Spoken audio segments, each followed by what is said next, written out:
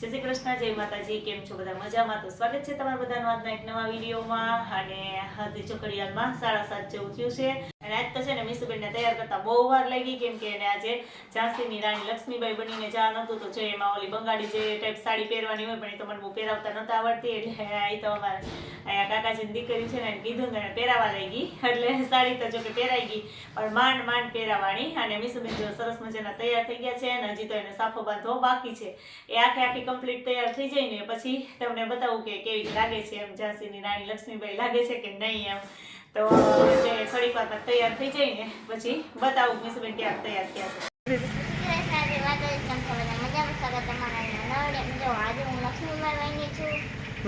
રૂહી, જય શ્રી કૃષ્ણ. હાય. જો અમારા મીસુબેન લક્ષ્મીબાઈ બની ગયા છે ને માંડ માંડ તો સાડી પહેરાણી છે. બધી એના માટે બધી વ્યવસ્થા કરી, સાફો બંધાવ્યો, કા બધું કમ્પ્લીટ કર્યું. ને મીસુબેન બની ગયા છે લક્ષ્મીબાઈ. હું બની છો? ઝાંસીની રાણી લક્ષ્મીબાઈ. કા ના મીસુબેનને જો એનું વાણી આવી ગયું છે તો એ સ્કૂલે જાય. मैं अंग्रेजों से कह दूंगी मैं अपनी झांसी नहीं दूंगी। भारत माता की जय, वंदे मातरम। તો મીસુબેન જો સ્કૂલેથી આવી ગયા અને સવારે તો લક્ષ્મીબેન બનીને ગયા હતા ને એટલે બહુ મસ્ત જો તૈયાર થઈ હતી ને અત્યારે જો એનો વેહ કેવો છે જો કા. અને પછી એક ડાન્સમાં એ રહી હતી એટલે કપડાં આવે એ પતા એટલે મતલબ વેઇટ જ પહેરવાના હતા. કા કયો ડાન્સ હતો? इंडिया वाले। હા, ઇન્ડિયા વાળે આવીને ખાવાનું કામ ચાલુ કરી દીધું છે. કા અને મીસુબેન ને માથે સાફો બાંધ્યો ને એ તો માંડ માંડ બંધાણો હતો. કા અને એમાં તો બેન રોવા માંડ્યા અને એમાં બેન દેવું તો ચાલુ જ હોય ને. જો મારે બે એવી રીતે સાફા હતા જ. મીસુબેન નાની હતી ને ત્યારે જ એક લીધો હતો. આ બે અમે રાજસ્થાન ગયા હતા ને ત્યારે એમાં થયું એવું કે આ મીસુ ત્યારે નાની હતી લીધો હતો ને આ નાનો થયો અને ભાઈ માટે લીધો હતો ને એટલે આ મોટો થયો. કા કે આ બે માંથી એ કોઈ નકર આ રાખ્યો હોત તો હાલત એમ તો થઈ જાત. સેજ ઓલું ફ્રી રહેતું હતું તો કે એવો મને ન હાલે. કે એને જે જોયું હતું ને વિડીયોમાં મેડમે કીધું ને એવું જ એમાં પરફેક્ટ બધું જોઈએ. કા પછી તો સાફો વળી ગયો તો માન બધું થઈ ગયું. કા હા ને નીકળી ગયો તો ને નીકળી ગયો તો પછી હા પછી સરે પાછો બાંધી દીધો. કા ને જો બેન કેળું ખાય છે. કેળું ખવાય જ નહીં એવી ઠંડીમાં ને આજે તો જો બહુ ઠંડી છે ને મેં તો આખો દિવસ સ્વેટર કાઢ્યું જ નતું. તને ઠંડી નથી લાગતી? ठंडी वाती थी ન્યા વાતી હતી અહીંયા. હા એટલે અહીંયા ઠંડી નથી લાગતી. હાલો મીસુબેન સાડી પહેરી એટલે ઠંડી લાગતી હતી ઠેર. ને મીસુબેન ટ્યુશનમાં જવાનો ટાઈમ થઈ ગયો છે. ટ્યુશનમાં જવા દઈએ. કા જો આજે અમારે રસોઈમાં થેપલા બનાવવાના છે. કા શિયાળામાં તો જોકે અમે બહુ ઘણી વખત થેપલા બનાવીએ છીએ એટલે સાંજે પછી દહીં ને થેપલા કે ચા ને થેપલા જેને જે ખાવું હોય. કેમ મીસુબેન? ના મીસુબેન જો ટ્યુશનમાંથી આવ્યા જ છે તો એ જાય ચોડાવા લાગે છે મને.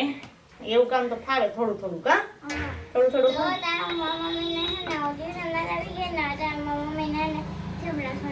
થેપલા ચોડાવા લાગે છે મીસુબેન. ઘણા બધા બનાવવાના હોય ને એટલે જો એટલા તો બની ગયા છે ને હજી જો એટલો લોટ પડ્યો છે. અને લે તમારી બેન તો નકર અડધા છે ને બાળી દે. કા આ બેનનું કામ તો એવું જ હોય. સારું કરવા લાગે છે મારી મીસુબેન. તો વાળો બહુ લાગે ને જો થેપલા કરતા વાર લાગે ને વધારે કરવાના હતા એટલે હું ગાલ ચૂલે જ બનાવી નાખું એટલે હા વાર લાગે તો વાંધો નહીં. ને આમે શિયાળામાં તો આપણે ચૂલો ગમે. ચૂલે બધી રસોઈ બનાવી બહુ ગમે એમ શિયાળામાં. ઉનાળામાં ન મજા આવે. કા મીસુ કે મજા આવે મીસુને? હે તો હાલો ફટાફટ બધા થેપલા છે ને એ બનાવી લઈએ. મીસુબેન ચોડાવા લાગે કેટલી ઘડી લાગશે બેન? થોડીક વાર લાગશે. બેનનું મન ફરી જાય ને એટલે બેન પાછું બધું એનું ગાડું ફરી જાય. કા જોડે જોડે હા જોઈ લેજો ગાંડા બેન. હું ચિત્ર દોરું છું. આમાંથી જોઈ ચિત્ર દોરું છું. બધું મેં દોર્યું. આમાં સ્કેચ પેન કર્યા પુરાણામાં બધું આવું કર્યું. આમાં જાય છે એવું એવું કર્યું. જો તમને આ ચિત્ર મસ્ત લાગ્યું હોય ને તો સબસ્ક્રાઈબ કરવાનું ભૂલતા નહીં. તમારું ચિત્ર થઈ ગયું છે તૈયાર ને આ બધું મેં દોર્યું છે. બધું એટલે બધું આખે આખું ચિત્ર મીસુબેને જ દોર્યું છે જાતે. મોબાઈલમાં જોઈ છે. મોબાઈલમાં જોઈ જોઈને જો એવું મસ્ત મને આવી છે તો આવડે નહીં. એટલે મોબાઈલમાં જોઈ જોઈને એમાં જતા એવી રીતે જ કલર પૂર્યા અને બહુ મસ્ત જો મીસુબેનનું ચિત્ર દોરાઈ ગયું છે. કા એવો હાથી કલર પૂર્યો માં એવો નતો મેં પેન્સિલ નું કરી નાખ્યું. હા વાહ સારી બુદ્ધિ વાપરી છે મીસુબેને. કા બહુ મસ્ત. જો મારી પાસે પપ્પા પાસે સાઈન કરાવી અને ટીચરની સાઈન હું ત્યાં જઈને સ્કૂલે જઈને કરાવી લઈશ. તે બહુ મસ્ત જોયું ચિત્ર દોરાઈ ગયું છે. આ પક્ષી, આ વાદળ, આ સૂર્ય, પછી આ ઓલો વ્હાઈટમાં ઓલો કેવો ગોળો હોય ને ઈ, પછી આ વૃક્ષ, આ પછી ઓલા પહાડ, અહીંયા પછી ઘાસ, અહીંયા ફૂલા, બધો એવા ડાળખિયું અને અહીંયા પાણા.